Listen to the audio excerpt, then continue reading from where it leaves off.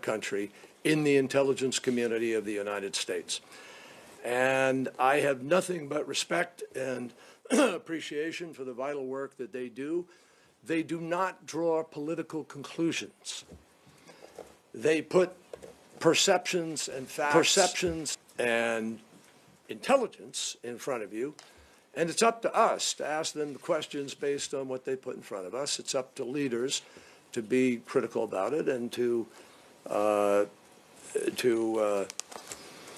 pursue whatever observation or assessment, as they call it, is made by them. But I will tell you this, I don't think the president or this building could do the quality of job that we do without the input of the intelligence community, not all of which we accept every day on face value, believe me. So the combined expertise of all of that community, probed and reprobed and reprobed, has come to a common assessment that the government of Russia engaged in a concerted effort to influence and interfere with the integrity of our electoral process. Now, that's the conclusion. And I think that you can call it what you want. Senator McCain calls it what it is. It obviously is a very serious event. And I think the president has responded to it accordingly. And how damaging is it that they're being criticized by the president-elect? That's not hypothetical. Well, again, it's not a hypothetical, but I'm not going to get into making judgment. I just let my statement stand that I have the utmost respect in their credibility and in their day-to-day work. I think they are deserving of an enormous debt of gratitude by everybody in the United States of America. And it doesn't mean they're infallible, doesn't mean they're always correct, but they certainly deserve the respect in the way in which we question and evaluate what they present us. Only a couple more. Mr. Secretary, Happy New Year. Do you personally believe that Vladimir Putin directed the hacking of the DNC and other political leaders? And also, number two, why did it take the U.S. government it had a lot of this information in the summer until now to act and come forward with something? Well, I'm not going to get into what I don't personally believe. I accept the judgment of the intelligence community that this went to the highest level. But what I want to emphasize here is, let's go back to late summer. You're August, you're September. You're 2.5 months from a presidential election, which the world is watching. And I think that if there'd been a huge public, as it is, there was a big discussion over what was released. And it was very carefully done in a way that wouldn't allow people to be alleging that the president and the White House and the intel community were somehow trying to affect the outcome of the election. And you just have to be in that moment to understand how absolutely likely and probable and almost certain that would have been. And that would have been equally troubling. So that was about the time that we engaged very personally and privately with the Russians. And I'm not going to say more about it, except to say that a lot of judgment and consideration went into how that would be handled at that moment. Okay, James, you get the last one today. Thank you, and thank you, Mr. Secretary. I know I speak for everyone in this room when we wish you, after such a long and tireless career of public service, all the best for you and Mrs. Kerry in the next chapter of your lives. Is my career in public service over? Well, I don't know. Is that a scoop right there? Make it what you want. Maybe it just earned me a follow-up. I want to return to this question of Americans standing abroad. And in particular, I want to return you to a pivotal moment in this presidency and in your tenure as Secretary of State. I refer to the whole sequence of events in 2013 when the president, more than once, very firmly declared a red line in Syria and then declined to enforce that red line. The famous photograph of you in the Situation Room seemed to telegraph your own incredulity at that whole turn of events. You ask us to talk to people in the world. I've spoken to many of your counterparts throughout the Middle East who are among our allies, and even to heads of state. And far from overblowing these complaints, we haven't even been allowed to report the severity of the complaints about that particular turn of events. They have told me that nothing they've seen in their careers has done more to damage U.S. standing and credibility around the world, and the particular standing of this president, than that failure to enforce his own red line. Should historians look back on this and identify it as a nadir of the modern presidency?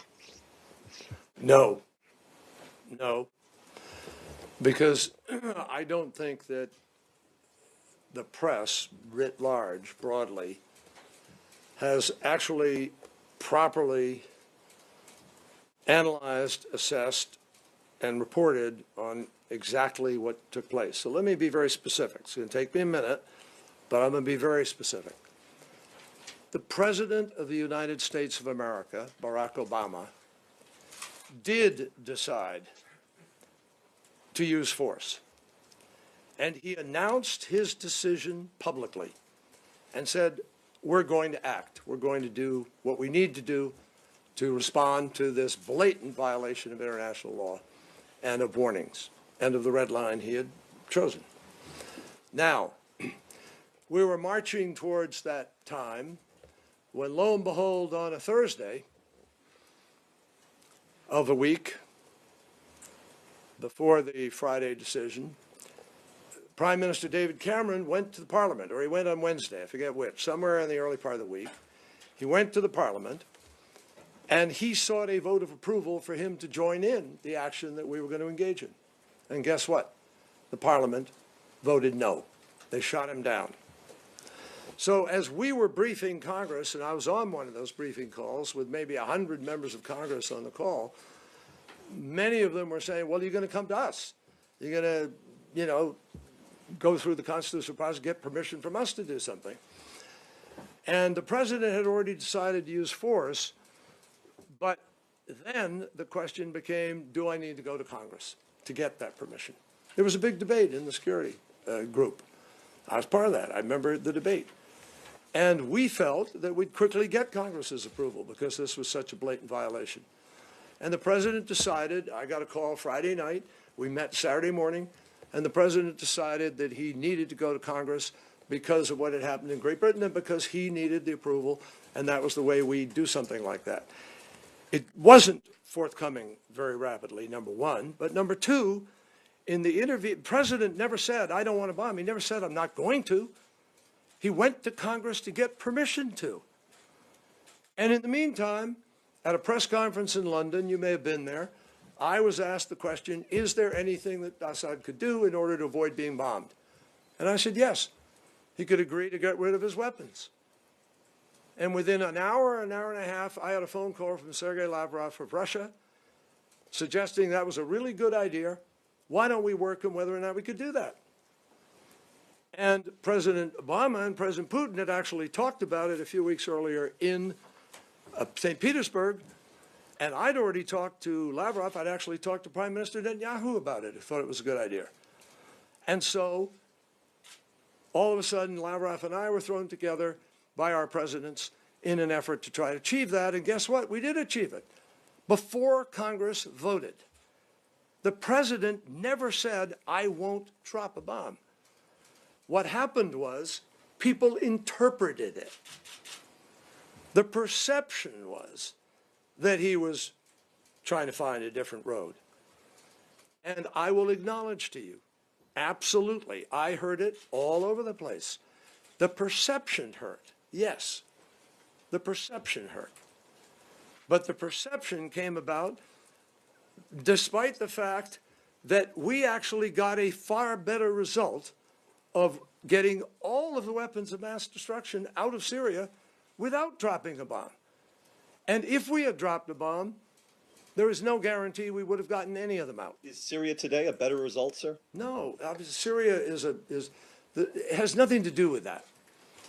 What is happening today in Syria has nothing to do with the dropping or not dropping. It has everything to do with whether or not Assad was ready and willing to be held accountable by Russia and Iran to actually live by the agreements that they offered, and also whether or not the opposition was able to act in a way that could create enough leverage for Assad to have to come to the table and negotiate. And obviously, when Putin went in and put his troops on the ground to support, his airplanes in the air to support Assad, that whole ballgame changed. We acknowledge that. But the fact is that it wasn't that decision, it was a whole bunch of other things that may have affected that. The bottom line is, folks, the president never retracted his intent to, he just got rid of the need to do it by embracing a different approach that got all the weapons out. And so, yes, I have to acknowledge, I can't, he would acknowledge. The perception certainly is out there, but I don't think it's fair because I don't think it actually reflected the decisions that he made. And it doesn't reflect the reality of what we were able to achieve. On that note, thank you all. I got it right. Thank you.